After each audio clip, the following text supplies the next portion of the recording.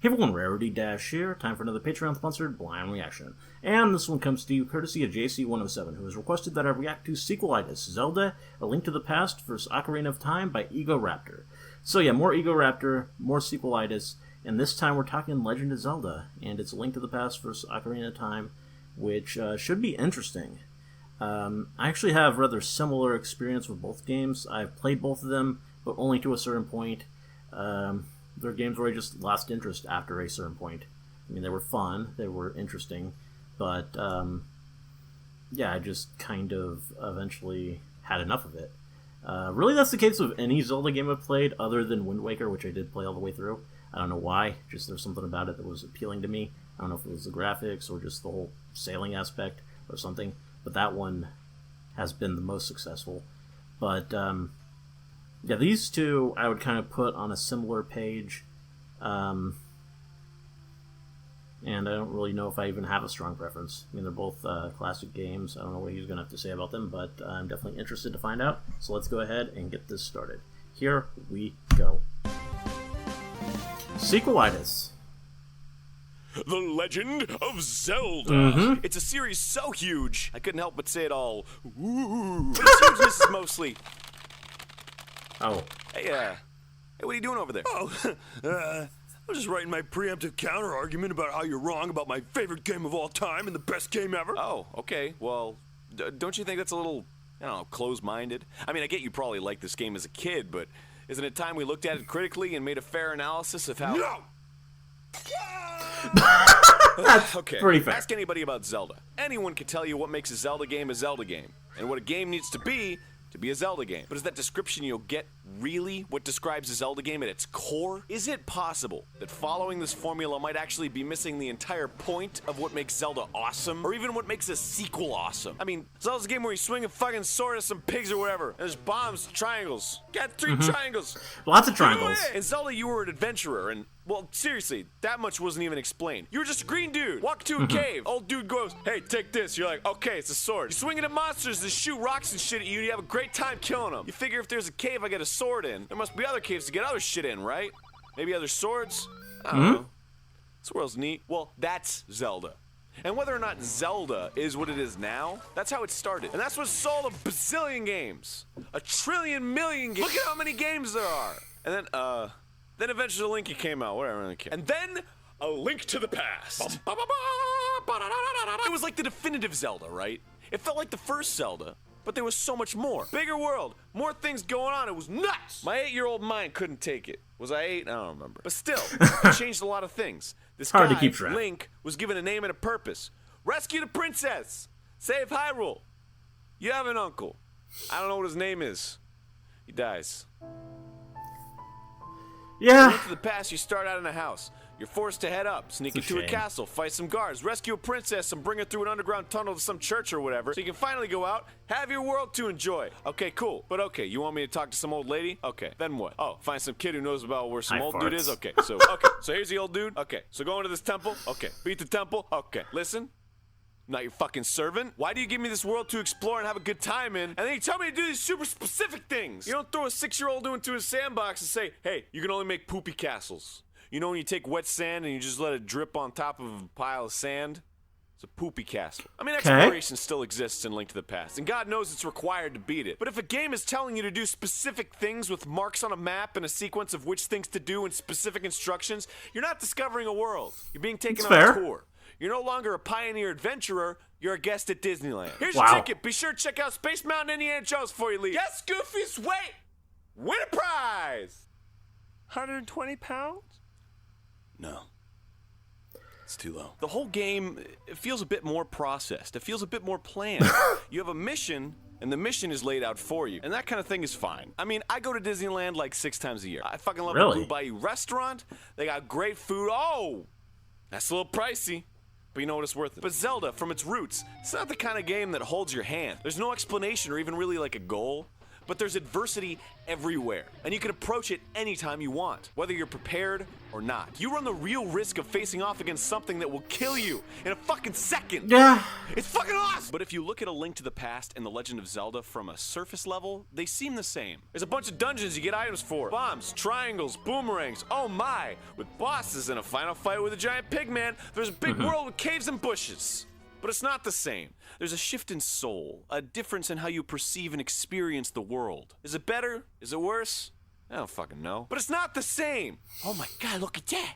The clouds are parting, and the heavens are sending us a message from above! Our eyes squint and adjust to the heavenly glow when we finally can understand what it says. Hey! There's a 3D Zelda coming out! Oh my god. The Legend of Zelda Ocarina of Time. It's a game considered by most to be a masterpiece. A 3D world with delicious sound and amazing graphics. At the time. Each dungeon in each town feels unique and has its own energy to it. We were all fucking floored. It was so epic. This is what felt like gaming was leading up to. It felt like a natural progression. It felt like witnessing a fish grow legs. Okay. Not that one. That's really gross. So now we have this 3D world. That's kind of weird. And it felt like that was what made the difference.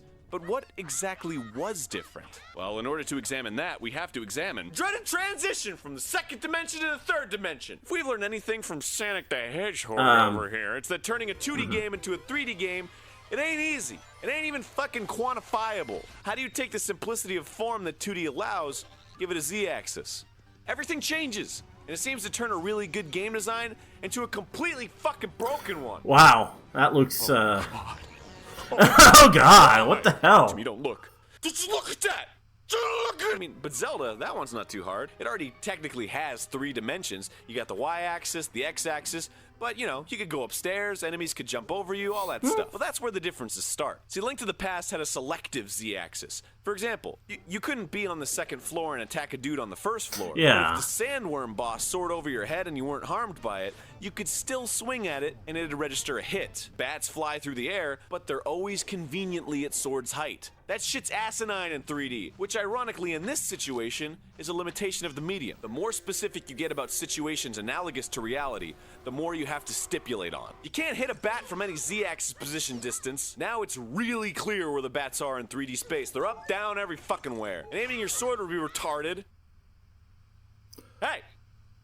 I see you there, Lumen. Dude, man, I'm sorry, I'm just curious. So what do we gotta do to remedy this Z-axis problem? Ladies and gents, I present you Z-targeting. Pesky bats flying from every which way, trying to circle around a Stalfos without losing track of where it is relative to you. Have I got a treat for you? Just press the Z button and lock onto the nearest baddie and have a go with your mighty sword device. Check it out. Z-targeting made combat complicated. And that's not a bad thing. No more simple point and swing stuff here, folks. You gotta lock on, focus on the fight. This is a gigantic difference, and it makes combat complex. I don't say this a lot, but let's see how this is a good thing. A new method of combat means new ways to go about designing enemies in combat situations. You used to just point and hit and run. What the fuck, man? But now, there's rolling, dodging, stabbing, swinging, leaping. Holy shit! So complex. So many possibilities. It's so deep they can make an entire game based on the combat system. But guess what? They didn't! Here's how this is a poopy bad thing! Z-targeting creates a strange disconnect from the world around you. It changes the camera angle from what you're used to exploring the world in, and that shifts your entire focus and outlook. It segments the game into 2 pieces. This is the combat piece, this is the world exploring piece. They don't mix. Put them in a room together, they get into an argument. Hey, fuck you! Hey, fuck you too! Dude, guys, can't we just get along? What do you think this is? Link to the Past?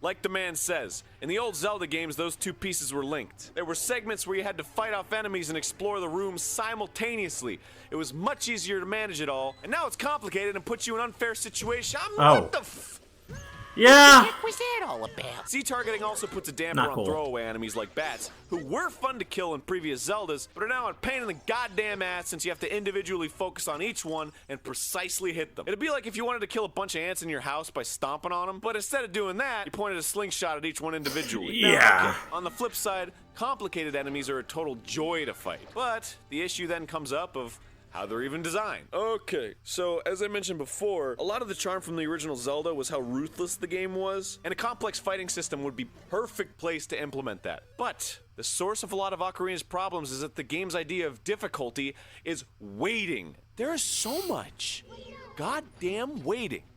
In Ocarina, every enemy has a period where they just stand around and do fucking nothing, and attacking them during this time is useless. Deku Scrubs, Stalfos, Lizardmen, Skulltulas, Wolf Dudes, Gerudos, Clams? Waiting is not a difficult thing to do, but it creates the illusion of difficulty because it takes up your time. Yeah. And that's all it does. A fight feels like an ordeal when you have to devote a decent amount of time to it, but it's not hard.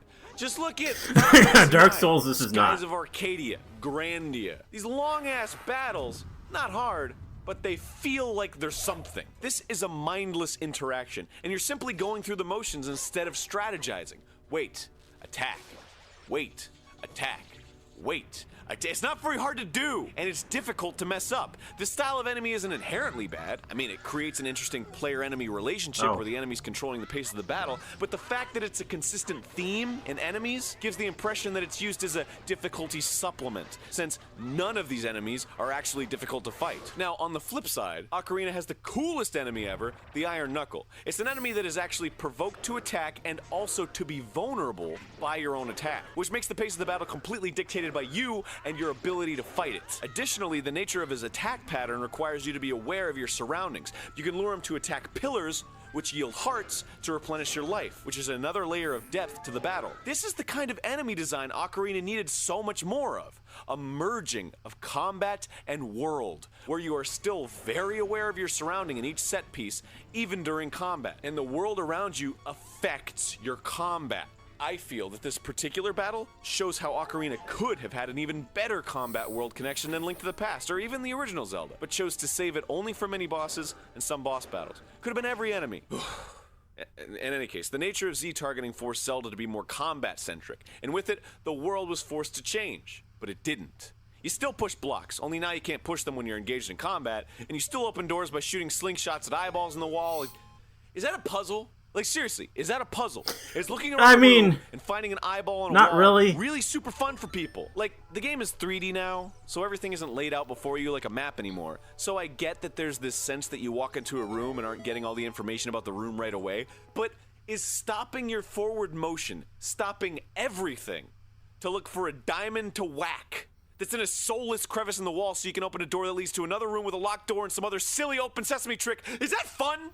Is this what you want? Hey, come on, man. I mean, a lot of people probably did. I mean, it was very Seriously, popular, very like well loved. I just figured I'd give my 2 cents. I don't care. Nobody But likes I'm kind of you. with you, man. You took fun and made it unfun. How'd you even do that? Maybe I should go douse for a better game, huh? Hey, man, that's low. So's my interest in playing you again. Oh, Wow. shit. Burn! Never played Skyward Sword. Burn! So I'm just really proud of what I've done today. Plus, I really hate you. All right, let me explain something. Wow. A puzzle is something you have all the information for. The only thing standing between you and the solution is your own ability to put the pieces together in the right way. The satisfaction you obtain from solving a puzzle is from the aha moment, when the pieces fit and you have only yourself to blame for it. If you're missing a piece, how are you supposed to even get to a conclusion? You rack your brain, run in circles, go, what do I fucking do? Until you find the last piece on a whim, and suddenly it all makes sense. You say, well, shit! Or, come on! The satisfaction doesn't come from the door opening, it comes from the puzzle itself. If the puzzle itself isn't satisfying, well, there you go.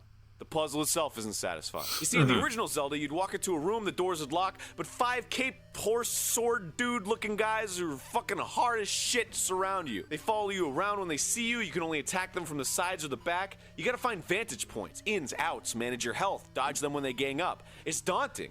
It's interesting. It engages you. And it's really easy to understand. And because of all this, it's satisfying when you beat them. A door opening is like, oh, okay, cool, the door opened. You're not like, fucking finally the door. But look, that's not to say puzzles or whatever can't exist in Ocarina of Time's combat-centric universe. But sliding spiked death pucks coming out from around the corner you can't see is just bad fucking design. It's bad design in any game. It's no different in Zelda. You don't get a get-out-jail-free card. You gotta roll 3 times! In the first Zelda, you see that shit. In Link to the Past, you see that shit. In Ocarina, oops! Yeah, I know. That's the nature of 3D, but if it doesn't work in 3D, you change it.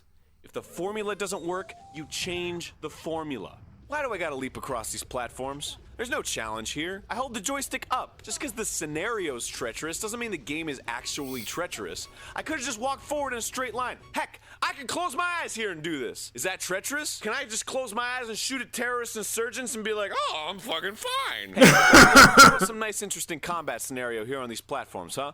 Like some kind of enemy that'll circle around you and you just gotta time your jump across or like block That'd his be path cool. with a bomb or something. Or like, how about an enemy you have to slash at enough to knock it off the edge? But when you slash him, he also kind of slashes and knocks you back like another well-designed enemy in some other fucking game. I just made that up. I didn't even, and it exists in a good Zelda game. Oh man, enemies in a good Zelda game? Are you talking about me? No, I'm not talking about you. I don't think he's talking about you. Go. I can't be too hard on Skyward Sword. It at least made bombs bearable to use. You throw a bomb and Link to the Past in 4 directions. Left, right, up, down. In Ocarina, you have infinity directions. You also have a really vague idea of where it's gonna land, especially if you're throwing up or down in different elevations. There's so much room for error, it's fucking unreal. Z-targeting helps, but what if there are enemies around you don't want to target onto? You just want to see straight. You just want to fucking throw a bomb! Skyward Sword added like a throw arc, but it also added bomb bowling. Bomb bowling. It added bomb. Oh, that's a thing. Sword added bomb bowling. It added bomb bowling. Not a fan of the bomb bowling. It is. Fuck Skyward Sword. It still handles treasure chests dumb. But to be fair, Ocarina started it. You know, okay, in each dungeon, Ocarina has a unique item in a regular old treasure chest. In each dungeon, it just kind of shows up after a random battle with some enemies. Link to the Past had a giant fucking treasure chest that needed a big key to open. The big key also opened the door to the boss. There's like a genuine giddiness to finding a treasure with such a huge implication to it. The big key not only gives me amazing new treasure, but also allows me to face off against an incredible boss. The time it takes me to get back to the big treasure is like the most fucking suspenseful thing ever. It's like running downstairs to get the presents under the Christmas tree, or menorah, or like whatever. Birthday tree. I often think this is a minor point, but it creates an emotional through line. Gotta be all inclusive. It establishes an important, consistent relationship with the player and the dungeon. It creates goals. It creates expectation. It creates a good fucking game. A treasure chest in and of itself is a mystery and a sense of suspense. The original Zelda didn't have chests, it just had like new items sitting at the end of like a long hallway that built up tension. It gave you time to wonder about what it was and how it worked. Link to the Past added chests, which was another means to the same goal, you know, building suspense. It's a fucking secret box. You see a present and you're like, oh god, I want to open it. Simply walking to the chest is all the suspense you need. When you arrive, the payoff is instant. It opens right away when you hit the button. It shows what it is, done. I know, it may not appear epic, and it may seem kind of silly and video gamey, but the feeling of suspense is real and very valid. Ocarina decided to add in bullshit. Link opens up the treasure chest all like, what the fuck is this? Oh my god, I'm amazed! Who cares that he's amazed? I want to be amazed! Just show the fucking treasure already! I beat the dudes blocking it! Yeah, that I climbed the ladder sequence did take a little got too here. long. Why do I gotta wait? Just because the game needs to be all epic and 3D whooshy because of all the graphics and polygons and all that whatnot, I gotta wait like, look at how many chests I can open in that time! God!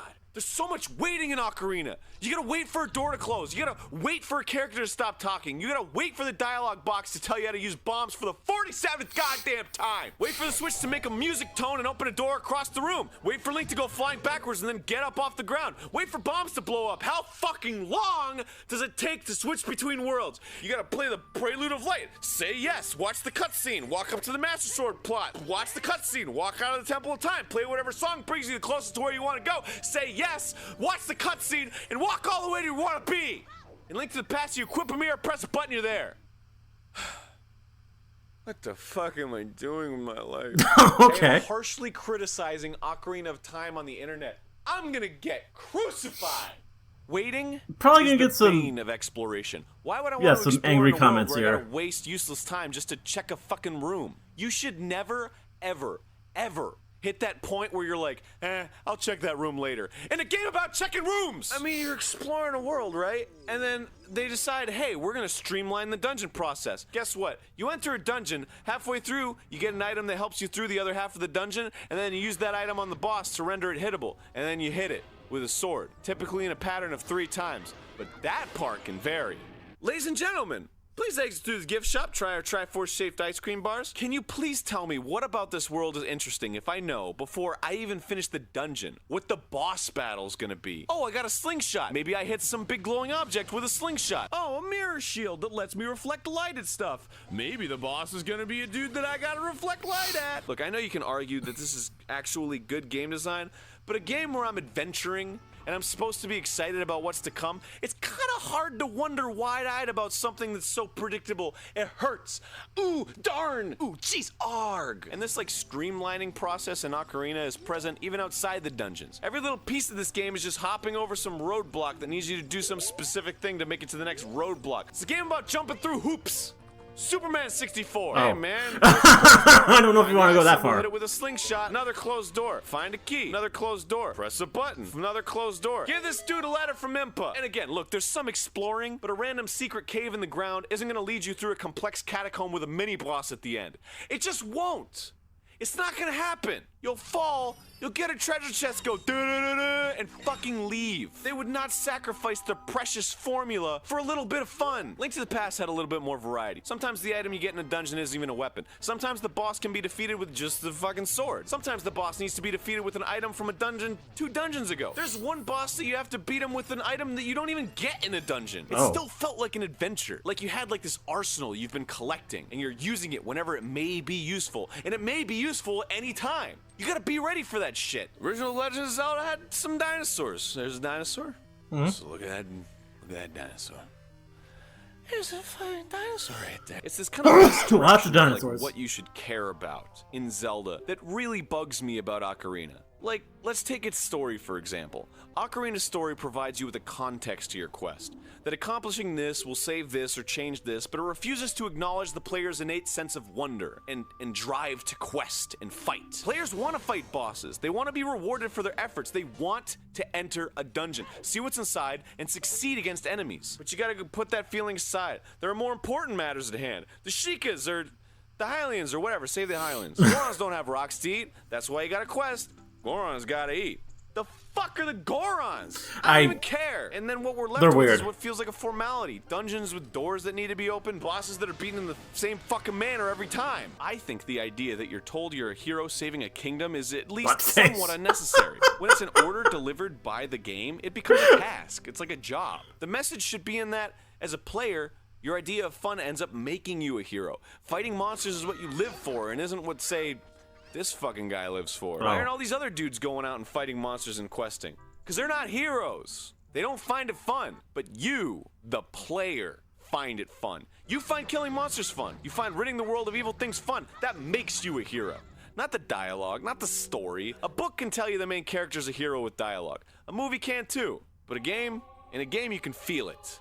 You can experience it firsthand. You don't need dialogue. Why was the inclusion of so many semantics necessary? And I don't buy the argument that they're only there to richen the world with story, because adding those contexts to the situation is devaluing design aspects. The game literally stops for you to complete some asinine story task. Look, you go to Kakariko Village. You go to the entrance of Death Mountain. Dude won't let you pass. You go, what the fuck, man? I want to go up there. That's what I want to do. No. You have to wait for the game to tell you why you want to go up there.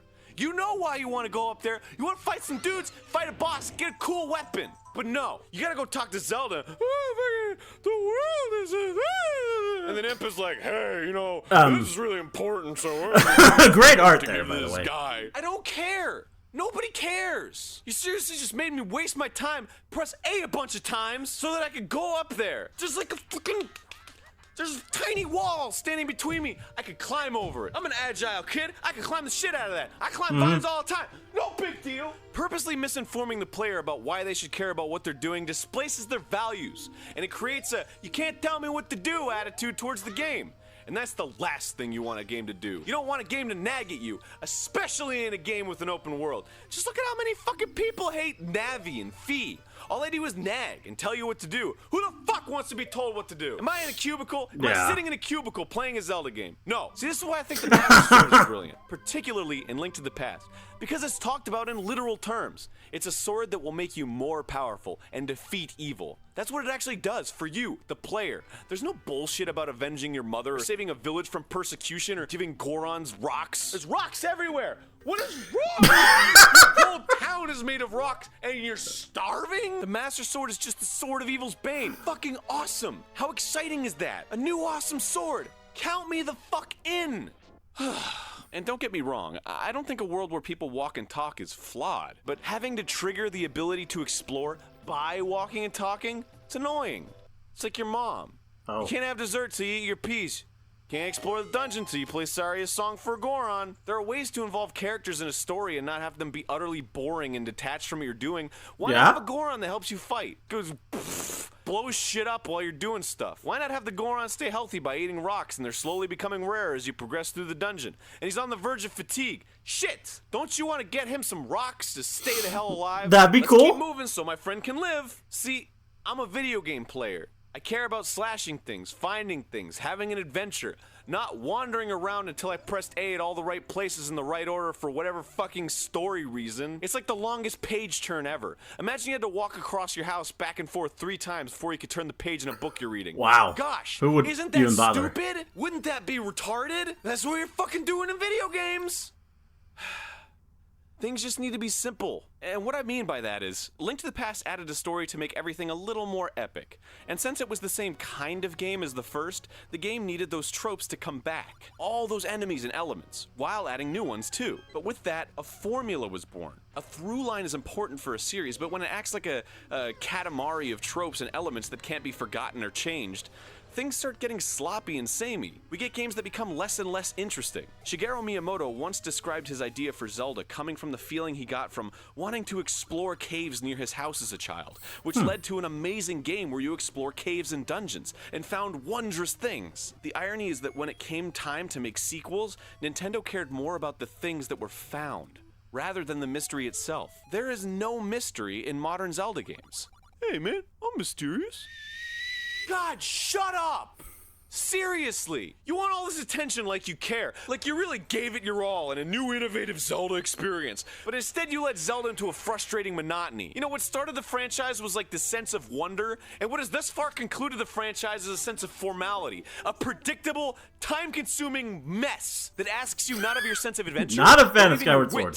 Wonder what he thought of Breath of the Wild. And follow directions. Sounds like it might be more his thing. You ask of us thing. our ability to point something at something else and then walk towards it. You ask of us our willingness to get another bow and arrow, fight another boss with another giant glowing eyeball. Gee, I wonder how to fucking beat it. I fucking wonder, Skyward Sword. You ask of us to get a cat from the top of a roof and carry him over to some guy who says thank you. The Adventures of Link, Cat Delivery Man. Is that your title? What's the tagline in the ads? Cat's out of the bag and onto the roof. 10 out of 10. No Wiimote motion issues here that could possibly cripple the entire experience. Best in the series. You're like a spoiled rich kid who gets everything bought for you your entire life. And then when it comes to making it on your own, you can't take it. You expect everyone to love you because you are who you are, part of the illustrious Zelda lineage. Nothing could possibly be wrong with you. You look just like a Zelda, but you're not one. You're a pampered, doughy snob wearing nice clothes, expecting to graduate scot-free because your daddy's an alum. Why would you need to improve? Why would you need to get any better? Everyone just agrees with your shitty ideas because you're a Zelda. Fuck you, Skyward Sword. Fuck you. Okay. Now, as I spent $373,000... Guessing that rant is why he made this video in the first place. A new place. Zelda game showed up that made everyone pee their pants. You know, except me, because I don't do that. Weird. It was a direct sequel to Link to the Past, taking place in the same aesthetic world of Link to the Past. It's called A Link Between Worlds. And I love it. All right, look, it's worth mentioning that it does have nearly an entire formula ripped from a game, but it's fun. But why? Well, That's cool. I feel partly because it has less wait time, but it's mostly because of the new mechanic, which is beautifully integrated to the point of feeling second nature, like jumping in a Mario game. On top of that, you have nooks and crannies around every turn that contain weird hidden stuff. That's kind of cool. And there's also this system of pay for an item that adds this interesting value to rupees that no other Zelda had. Not even Twilight Princess with its stupid, weird, fucking dumbass endgame magic, not magic armor bullshit. Wow, look at that. Sure is expensive to die. Is what we're seeing a commentary on capitalist society and life insurance policies choking it the could life be. out of middle America? Okay. What's more, nearly every item in A Link Between Worlds has multiple uses aside from its, intended dungeon use, and has such a broad feel that they can all be upgraded to be even more useful. While it does eliminate the mystique of finding an item, it allows each dungeon to have a spoil that feels less like it's in tandem with the dungeon. Like it's a treasure that you can enjoy as a general adventurer. Not just as a house guest of fucking Mr. Vulnerable for a sec, glowy eyeball McWeak to arrows. Why did I leave my one weakness laying around my house? Oh no! Ow! Jeez, man, that's my glowy eye! I use that to see? So I think what I've been discussing this whole video doesn't seem like it applies much to this game at first glance, but it absolutely does. This game decided to switch up the Zelda formula from a different angle.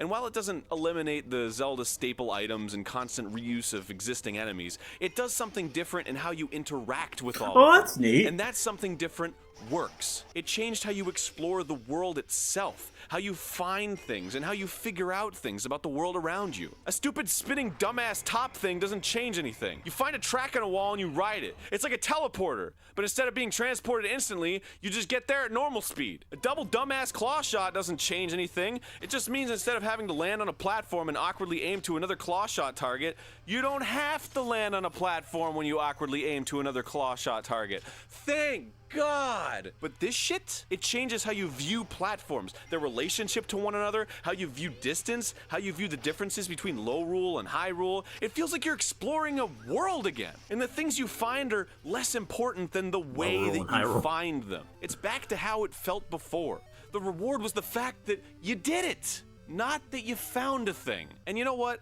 I think this may be Nintendo's way of easing people into being open-minded about a shift in Zelda. I mean, look at this shit!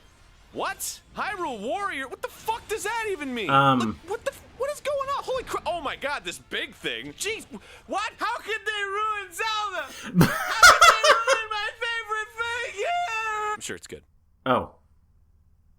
Hey, thanks for listening to me shout my opinion at you for fucking 30 minutes. I hope I can make you laugh. This was a long one. And not make you angry, because that wasn't my intention, but if I did, I'm sorry. Now it's time for me to write my post-emptive counter-argument. All right, fine. You watch the video, that's only fair. Yeah. I mean, I've been throwing my opinion at you for 30 friggin' minutes. Just because you might like Ocarina of Time and I don't, doesn't mean that you're not a beautiful person, because you are. Look at yourself. Oh, I would kiss you if I could, but I can't. I'm a cartoon. And hey, if you like Sequelitis, you can click that subscribe button right there, and that'll let you know when new Sequelitises are coming out. And hey, I did a Sequelitis before this about Mega Man. You should check it out if you haven't seen it. And if you have seen it, well, you can watch it again. I don't know. And if you like Zelda so much that you gotta watch a whole video series of me playing it, well, go ahead and click that button. You can see my friend Dan and I playing the HD remake of Wind Waker over here.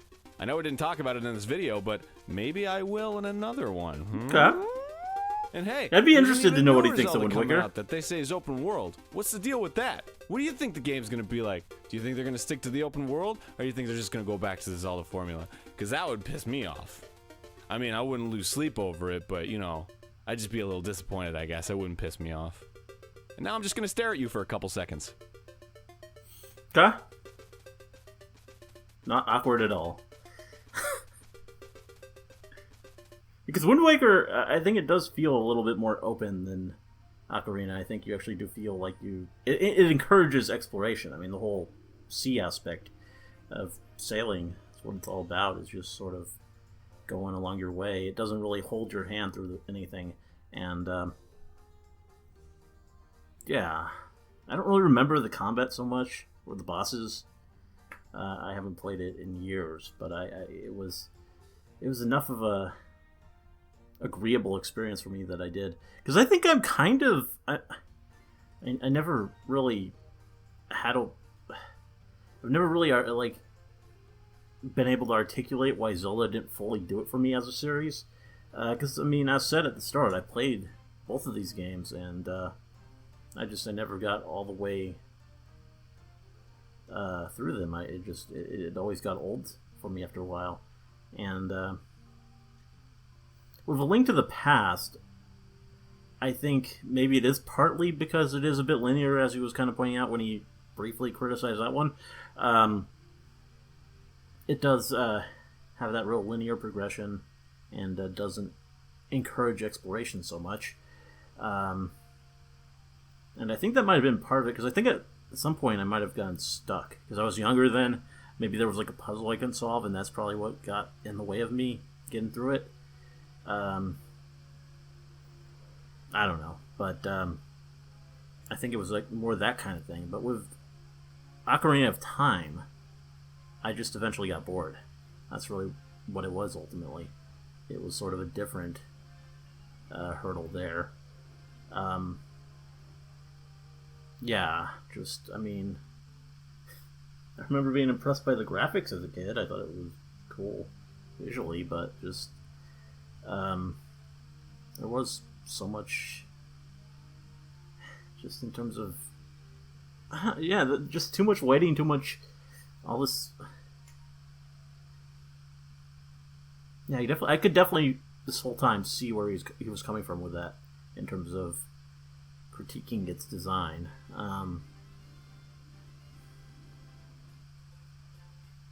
I mean, as much of a breakthrough as it was, there's just a lot there that, when you really look at it, doesn't quite add up to the best experience ever. I don't want to get all on this, Ocarina of Time is overrated or anything kind of kick. Because, I mean, it was a big deal, and I know a lot of people love the game, and I know there are valid reasons why. But, yeah, I think watching this, he really articulated a lot of the reasons why I didn't get through it, why I eventually gave up on it, and why, for the most part, I haven't been keeping up with Zelda, and why Breath of the Wild actually looks legitimately good to me. I mean, that really looks like it has embraced the open world nature and just that exploration and that freedom, and I like the look of it. I don't have enough time to play it because I have other things on my plate, namely Fire Emblem Three Houses, which I care a lot more about, but yeah, it does actually look legitimately cool. I don't know. Yeah, this was a very interesting video. I'm sure this is his most controversial Sequelitis video. I think it's the most recent one. He talked about having another one there at the very end, but about more in the future. But I don't think there's been one yet. So I think we're all through these for now. Maybe another one will come eventually, but I think he's keeping pretty busy with Game Grumps, so who knows.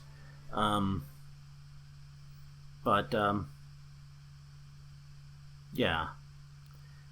This was definitely an interesting one. Even if, for all the talk about Link to the Past and Ocarina of Time, I kind of get the feeling that at least part of the reason for making this in the first place was to have that rant against Skyward Sword, which evidently he was not a big fan of. But yeah, very interesting video, and a lot of cool perspective, and some rather useful to me even. I'd never really been able to properly articulate